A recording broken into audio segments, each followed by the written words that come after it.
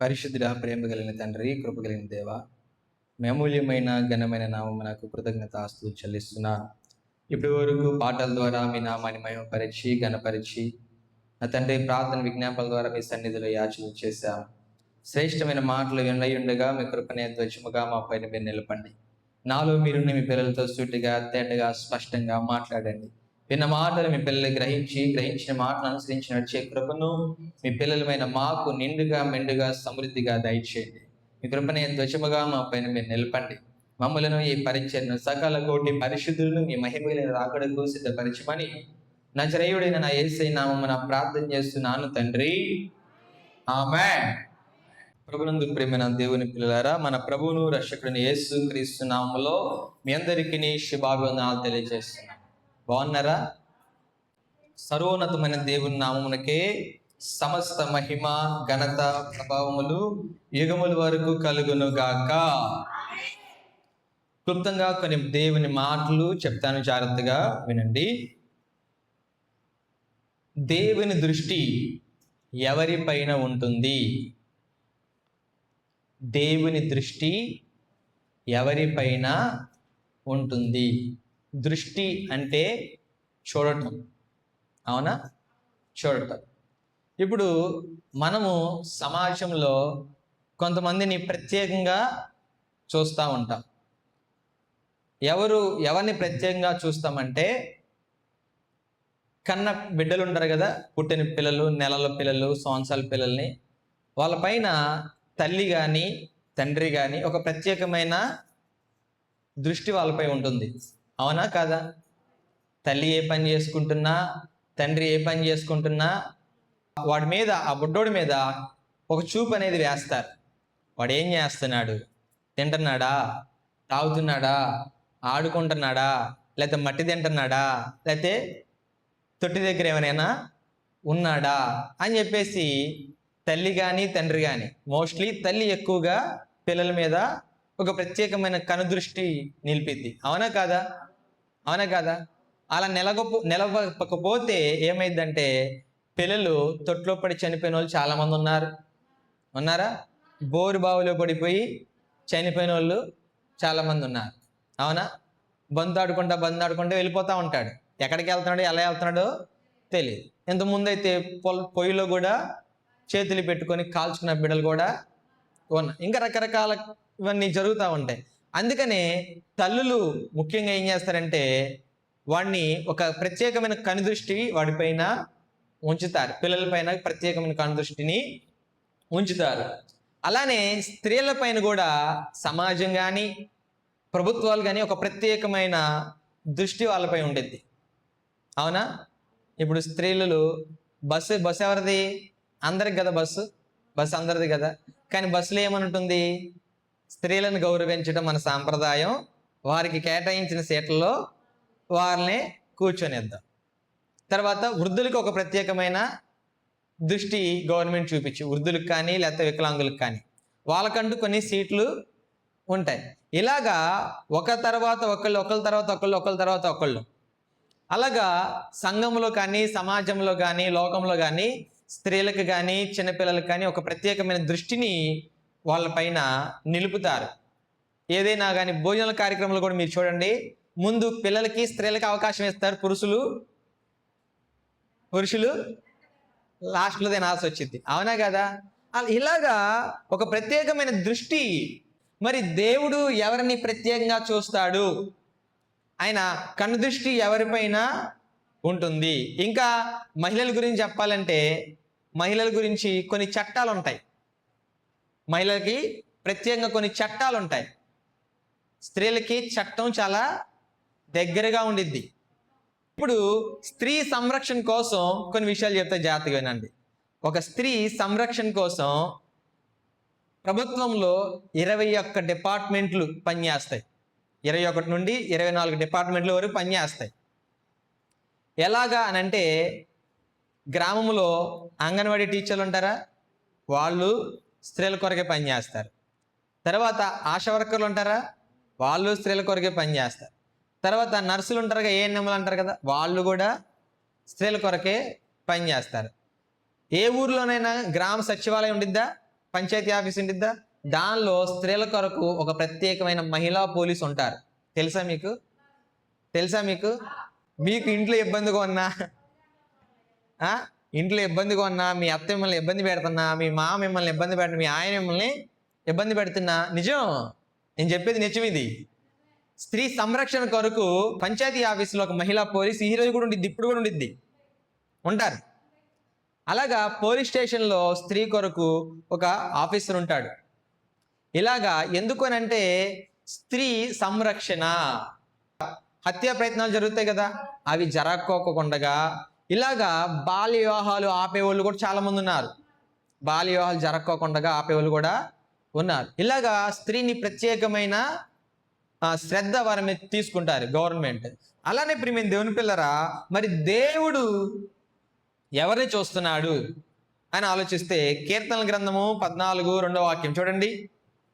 వివేకము కలిగి దేవుణ్ణి వెదుకువారు కలరేమో అని యెహోవా ఆకాశము నుండి చూచి నరులను పరిశీలిస్తున్నాడు. ఏంటంట? వివేకము కలిగి దేవుణ్ణి ఎవరైనా వెతుకుతారేమో అని యెహోవా, మనం ఆరాధిస్తున్న దేవుడు ఆకాశం నుండి చూస్తున్నాడట. ఆకాశం నుండి దేవుడు అందరినీ చూస్తున్నాడు. వాళ్ళల్లో ఎవరిని చూస్తున్నాడు అని అంటే వివేకము కలిగి నన్ను ఎవరైనా వెతుకుతారా అని. ఇక ఆయన కనుదృష్టి ఎవరి మీద ఉంటుంది? ఆయన ప్రత్యేకమైన కనుదృష్టి ఎవరి మీద ఉంటుంది అని అంటే కీర్తనల గ్రంథము 33:19 యెహోవా దృష్టి ఆయన యందు భయభక్తులు గల వారి మీదను ఆయన కృప కొరకు కనిపెట్టు వారి మీదను నిల్చుచున్నది. దేవునికి స్తోత్ర. ఎవరి మీద ఉంటుందంట దేవుని కనుదృష్టి? యెహోవా దృష్టి దేవుని యందు భయభక్తులు కలిగిన వారి మీద ఉండిద్దట. అర్థమవుతుందా? దేవుని దృష్టి ఎవరి మీద ఉంది? దేవుని యందు భయభక్తులు గల వారి మీదను ఆయన కృప కొరకు కనిపెట్టుకుని వారి మీదను నిలుచుచున్నది. దేవుని కనుదృష్టి అందరినీ చూస్తున్నాడు. భూమి మీద ఉన్న ప్రతి ఒక్క ప్రజని, ప్రతి ఒక్కరిని దేవుడు చూస్తున్నప్పటికీ కూడా ఆయన ప్రత్యేకమైన దృష్టి ఎవరి మీద ఉండిద్దంటే దేవుని యందు భయభక్తులు కలిగిన వారి పైన. ఇప్పుడు మనం ఎలా జీవించాలి? దేవుని దృష్టి మన మీద ఉండాలంటే ఆయన యందు భయభక్తులు కలిగి జీవించాలి. భయభక్తులు అంటే ఏంటి? భయము భక్తి రెండు ఉండాలి. కొంతమందికి భయం ఒకటే ఉండిద్ది, కొంతమందికి భక్తి ఒకటే ఉండిద్ది. భయం ఒకటే ఉంటే ఏమైందంటే దేవుని సన్నిధికి దూరం అయిపోతారు. అర్థమవుతుందా? దేవుని సన్నిధికి దూరం అయిపోతారు. భక్తి ఒకటే ఉందనుకోండి, ఏమవుద్దంటే ఆచారం అయిపోద్ది. ఏమైపోద్ది? ఆచారం అన్నా అవుతుంది, అలవాటైనా అవుతుంది.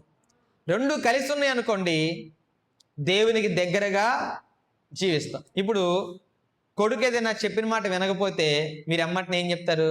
నాన్నకి చెప్తా అంటారు. అవునా? అంటారా? ఇప్పుడు నానంటే భయం ఆడికి. భయం అంటే ఏంటంటే భయం అంటే అదొక రకమైన గౌరవం. నాన్న మాట మీద గౌరవం. అలాగే నాన్నని ప్రేమించిన వాళ్ళు పిల్లలు ఉంటారు ఎవరైనా? నాన్న ప్రేమించిన పిల్లలు ఎవరైనా ఉంటారా? ఉండరు. నాన్న ప్రేమిస్తానే ఉంటారు. అవునా కాదా? ప్రేమ ఉండిద్ది, గౌరవం ఉండిద్ది. నాన్న మాట కాదనకూడదు, నాన్నకి నచ్చిన పని మనం చేయకూడదు అని నాన్న మీద ప్రేమ ఉండిద్ది, నాన్న మీద గౌరవం ఉండిద్ది. దాన్ని భయం అంటారు. అర్థమవుతుందా? దాన్నే భయం అంటారు. ఇప్పుడు చిన్నపిల్లలకి బూచోడు వస్తాడని చెప్పారు అనుకోండి, ఏం చేస్తాడు? ఇంట్లోకి వెళ్ళి అంటే ఆ బూచోడికి బొడ్డోడికి ఏమవుతుంది? దూరం పెరిగిందా? ఆ భయం కాదు ఇక్కడ చెప్పేది. ఆ భయం కాదు ఇక్కడ చెప్పేది. భయం అంటే తప్పు చేసేటప్పుడు తండ్రి గుర్తొచ్చినా, తల్లి గుర్తొచ్చినా ఏం చేస్తారంటే వాళ్ళ మీద ఉన్న భయంతో, వాళ్ళ మీద ఉన్న ప్రేమతో, వాళ్ళ మీద ఉన్న గౌరవంతో దాన్ని ఆపేస్తారు. భయమేమో దూరాన్ని పెంచుతుంది, భక్తి ఏమో ఆచారం అయిపోతుంది అది. కానీ అలా ఉండకూడదు. భయం ఉండాలట, భక్తి ఉండాలి. మనం దేవుణ్ణి ప్రేమించాలి, దేవుణ్ణి గౌరవించాలి. అర్థమవుతుందా?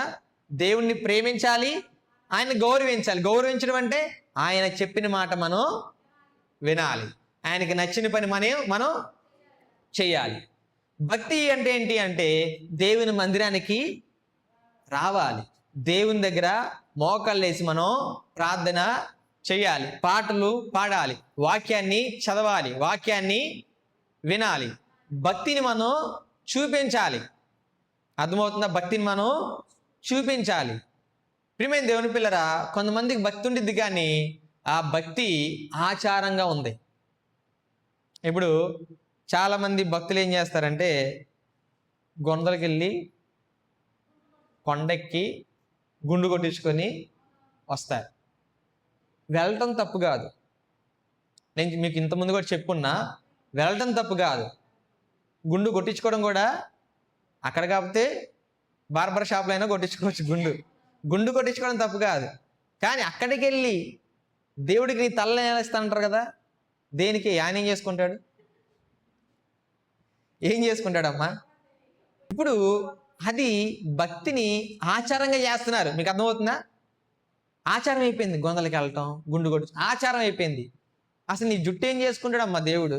నువ్వు అందంగా ఉండాలని. ఎలాగా? మీరు అందంగా ఉండాలని, చూడంగానే మీరు అందంగా ఉండాలని దేవుడు మనకేమి ఇచ్చాడు? దేవుడు జుట్టు ఎందుకు ఇచ్చాడంటే అందం కోసం ఇచ్చాడు. అదే జుట్టు మళ్ళీ దేవుడికి ఇస్తే దేవుడు ఏం చేసుకుంటాడు? ప్రియమైన దేవుని పిల్లరా, భక్తి ఈ రోజులు ఎలా అయిపోయిందంటే ఆచారం కింద వెళ్ళిపోయింది. ఆచారం కింద మనం చేయకూడదు, ఆచారం కింద చేయకూడదు. అందుకే భక్తి ఒకటే ఉండకూడదు, భయం ఒకటే ఉండకూడదు. భయము భక్తి రెండు కలిసి ఉండాలి. అలాంటి వారు ఎవరున్నారు బైబిల్లో అని అంటే, ఒకానొకసారి ఏలియా ప్రవక్త అనే ఆయన అహాబు అనే రాజు దగ్గరికి వెళ్ళి, ఇదిగో ఈ సంవత్సరమున ఈ రోజు మొదలుకొని 3.5 సంవత్సరాలు ఈ భూమి మీద వర్షమైనను మంచైనను కురవదు అని చెప్పాడు. రాజుల మొదటి గ్రంథము 17వ అధ్యాయము 1వ వాక్యం. అంతట గిలాదు కాపరస్తులు సంబంధియును తిష్బీయుడైన ఏలియా అహాబునద్దకు వచ్చి, ఎవని సన్నిధిని నేను నిలవబడి ఉన్నానో, ఇజ్రాయేలు దేవుడైన యెహోవా జీవముతోడు, నా మాట ప్రకారము జరుగును గాక. ఈ సంవత్సరములలో మంచైనను వర్షమైనను పడదని ప్రకటించాడు. ఎందుకు ప్రకటించాడు? బాగా వర్షాలు కురిసి బాగా మంచు కురిసింది అనుకోండి, పంటలు బాగా పండుతాయి, సమృద్ధి బాగా ఉండిద్ది, 3 పూట్ల 5,000 లోపలికి వెళ్తాయి. మరి వీళ్ళకి వర్షము కురవదట, మంచు కూడా కురవదట. అంటే మంచు కూడా కురవకోకుండా దేవుడు చేస్తాడు. ఎందుకంటే మంచుకు కూడా పండే పంటలు కొన్ని ఉంటాయి, అవునా? మంచుకు కూడా పండే పంటలు కొన్ని ఉంటాయి. కానీ ఇక్కడ దేవుడు వర్షం కురవదు, మంచు కురవదు అన్నాడు. ఎన్ని సంవత్సరాలు కురవదు అని అంటే 3.5 సంవత్సరాలు. ఎన్ని సంవత్సరాలు అమ్మా? ఎన్ని సంవత్సరాలు? 3.5 సంవత్సరాలు వర్షం మంచు లేకపోతే పరిస్థితి ఏంటంటారు? కరువు వచ్చేసిద్ది. ఏమొచ్చిద్ది? కరువు వచ్చిద్ది. మరి ఈ కరువు కాలంలో ఎవరైతే ప్రవచించాడో ఆ ఏలియా కూడా ఉన్నాడుగా, మరి ఆయనకి ఎలా వస్తుంది? అర్థమైందా?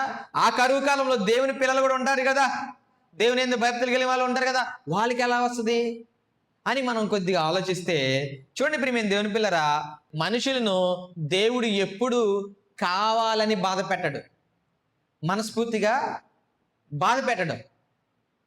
ఎందుకు బాధ పెడతాడు దేవుడు మనుషులని అంటే, వాళ్ళు దారి తప్పారు, వారు దేవునికి నచ్చని పనులు చేశారు, అందుకని దేవుడు వారిని శిక్షించాడు, బుద్ధి చెప్పటానికి ఆ కరువుని తీసుకొచ్చాడు.